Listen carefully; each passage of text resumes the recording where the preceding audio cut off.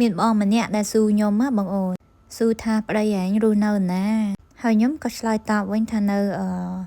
មីនីសូតាអាប់ឡេសចឹងណាពីព្រោះនៅសហរដ្ឋអាមេរិកនេះរដ្ឋច្រើនមែនតែនអញ្ចឹងឈ្មោះវាប្លែកៗអញ្ចឹងណាបងអូនហើយបងស្រីម្នាក់ហ្នឹងគាត់ថាងាប់នៅមីនីសូតាអាប់ឡេសហ្នឹងនៅអាមេរិកមែន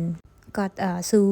មកខ្ញុំវិញអញ្ចឹងគាត់ថាគាត់អត់ដែលឮហើយខ្ញុំក៏ប្រាប់គាត់ថាអើយបងឯងនៅអាមេរិកគឺមានរដ្ឋច្រើនមែនតែនឈ្មោះប្លែកៗអញ្ចឹងណាតែនៅអាមេរិកដូចគ្នាអញ្ចឹងទៅតែនៅរដ្ឋផ្សេងអញ្ចឹងទៅ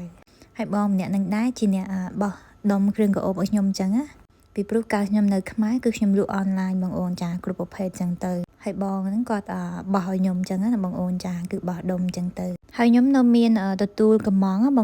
បងដែលនៅខ្មែរអាចកំងបានពីព្រោះបងស្រីខ្ញុំគេអ្នកលក់ដែរអញ្ចឹងណាបងដែលនៅខ្មែរចង់កំងគឺអាចកំងបាននឹងទៅលក់ឲ្យតម្លៃធូរថ្លៃអញ្ចឹងណាបងអូនចង់កំងអីអាចឆាតមកខ្ញុំបាននៅស្រុកខ្មែរគឺខ្ញុំឲ្យបងស្រីខ្ញុំដាក់ឲ្យអញ្ចឹងទៅ